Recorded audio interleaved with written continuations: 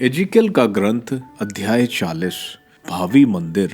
हमारे निर्वासन के 25वें वर्ष के आरंभिक महीने के 10वें महीने उसी दिन नगर की पराजय के 14वें वर्ष प्रभु का हाथ मुझ पर पड़ा। वह दिव्य दर्शन में मुझे इज़राइल देश ले आया और उसने मुझे एक बहुत ऊंचे पर्वत पर रख दिया, जिस पर मेरे सामने नगर जैसा आकार दिखाई दे रहा था। जब वह मुझे वहां ले आया तो वहां मैंने एक ऐसा व्यक्ति देखा जिसका रूप रंग कांसे का था। उसके हाथ में शुमा, छलटी की डोरी और माप छड़ी थी। वह फाटक पर खड़ा था। वह व्यक्ति मुझसे यह बोला, मानव पुत्र, आंख खोलकर देखो, कान लगाकर सुनो और मैं तुमको जो कुछ दिखाता हूँ उस पर ध्यान दो, क्योंकि तुम यहाँ इसलिए लाए गए हो कि तुम्हें यह सब दिखाऊं। तुम जो कुछ देखना उसे इज़राइल के घराने को बता देना। मंदिर क्षेत्र के बाहर चारों ओर एक दीवार दिखाई दे रही थी। उस व्यक्ति के हाथ को मापने की छड़ी 6 हाथ लंबी थी। प्रत्येक हाथ 1 हाथ से बिता भर लंबा था।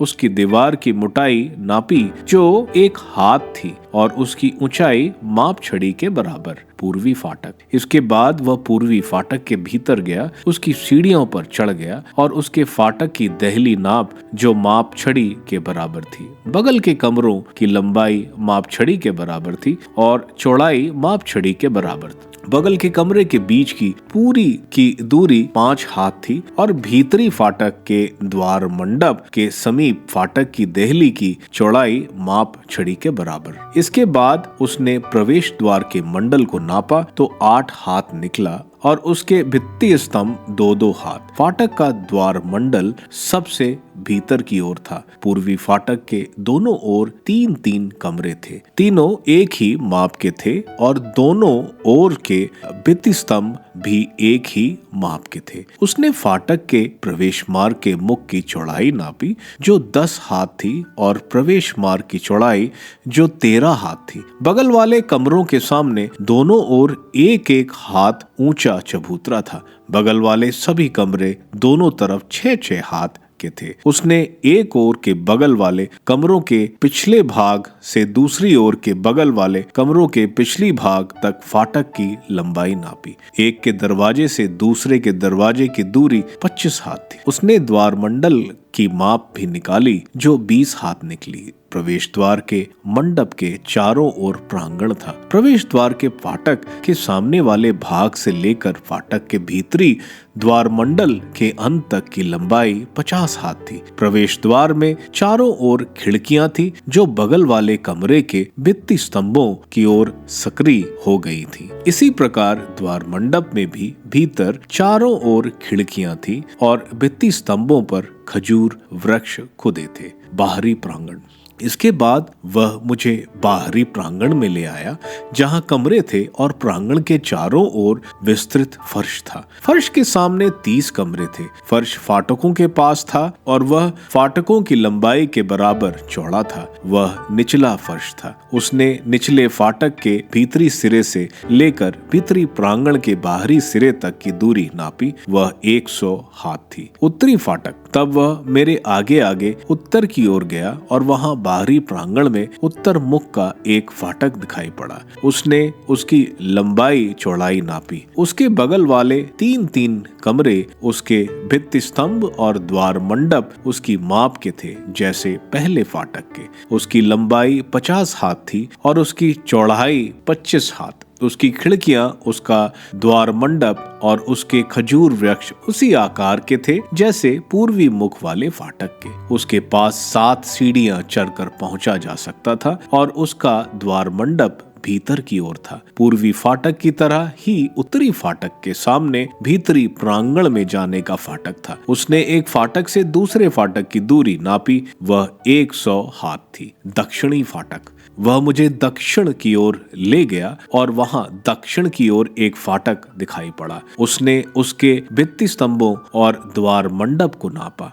उनका आकार वैसा ही था जैसे दूसरे का। उसमें और उसके द्वार मंडप में चारों ओर उसी प्रकार की खिड़कियां थी जैसे दूसरों की खिड़कियां। उसकी लंबाई 50 हाथ थी और उसकी चौड़ाई 25 हाथ। उसके पास 7 सीढ़ियां चढ़कर पहुंचा जा सकता था और उसका द्वार मंडप भीतर की ओर था। उसके भित्ति स्तंभों पर दोनों ओर खजूर वृक्ष खुदे थे। भीतरी प्रांगण के दक्षिण एक फाटक था। उसने एक फाटक से दूसरे फाटक तक दक्षिण की ओर की दूरी नापी, वह 100 हाथ थी। भीतरी दक्षिणी फाटक। तब वह मुझे दक्षिणी फाटक से होकर भीतरी प्रांगण में ले आया और उसने दक्षिणी फाटक को नापा। उसकी माप दूसरे फाटकों जैसी थी। उसके बगल वाले कमरे, उसके भित्ति स्तंभ और उसका द्वार मंडप उसी आकार के थे जैसे दूसरे। उसमें और उसके द्वार मंडप में चारों ओर खिड़कियां थी।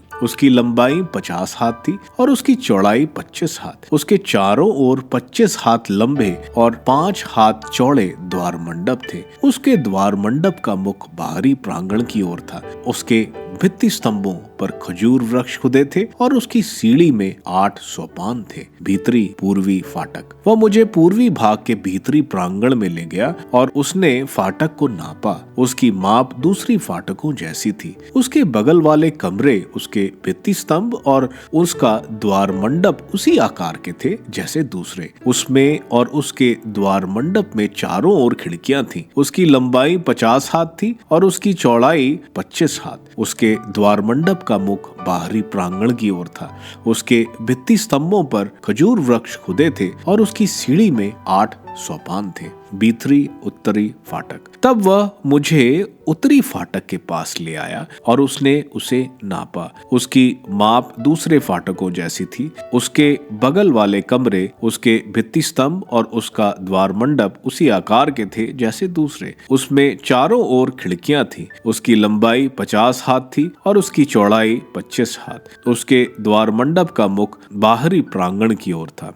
उसके भित्ति स्तंभ पर खजूर वृक्ष खुदे थे और उसकी सीढ़ी में 8 सोपान थे। फाटकों में लगे कमरे। फाटक के द्वार मंडल में खुलने वाला एक कमरा था जहां होम बलि धोई जाती थी। फाटक के द्वार मंडप में दोनों ओर 2-2 मेजें थीं जिन पर होम बलि, प्रतिष्ठित बलि और क्षति बलि पशुओं का वध किया जाता। और उत्तरी फाटक के प्रवेश द्वार के द्वार मंडल के बाहर 2 मेजें थीं और फाटक के द्वार मंडल के दूसरी ओर 2 मेजें थीं। फाटक के दोनों ओर भीतर 4 मेजें थीं और बाहर 4 मेजें, कुल 8 मेजें जिन पर बलि पशुओं का वध किया जाता था। होम बलि के लिए तराशे हुए पत्थर की 1.5 हाथ लंबी, 1.5 हाथ चौड़ी और 1.5 हाथ ऊंची 4 मेजें भी थीं जिन पर वे औजार रखे जाते थे जिनसे होम बलि और अन्य बलियों के पशुओं का वध किया जाता था। उनके भीतरी भाग में चारों ओर एक बित्ता लंबे अंकुश बंधे थे। बलि का मांस मेजों पर रखा जाता था। वहां मुझे बाहर की ओर से भीतरी प्रांगण ले गया। भीतरी प्रांगण में 2 कमरे थे, एक जिसका मुख दक्षिण की ओर था उत्तरी फाटक की बगल में और दूसरा जिसका मुख उत्तर की ओर था दक्षिणी फाटक की बगल में। वह मुझसे बोला, यह कमरा जिसका मुख दक्षिण की ओर है उन याजकों के लिए है जो मंदिर की सेवा करते हैं, और वह कमरा जिसका मुख उत्तर की ओर है उन याजकों के लिए है जो वेदी की सेवा करते हैं। ये सदोक वंशी लेवी वंशी में केवल वह प्रभु के समीप आकर उसकी सेवा कर सकते। उसने प्रांगण को नापा। वो 100 हाथ लंबा और 100 हाथ चौड़ा वर्गाकार था। वेदी मंदिर के सामने अवस्थित थी। मंदिर का द्वार मंडप। वह मुझे मंदिर के द्वार मंडप में ले गया और उसने द्वार मंडप के भित्ति स्तंभों को नापा जो दोनों ओर 5-5 हाथ के थे। फाटक की चौड़ाई 14 हाथ थी और फाटक की दोनों ओर की दीवारें 3-3 हाथ की थीं। द्वार मंडप की लंबाई 20 हाथ थी और चौड़ाई 12 हाथ और 10 सीढ़ियां चढ़कर वहां तक पहुंचा जा सकता था। भित्ति स्तंभों के पास दोनों ओर खंबे थे।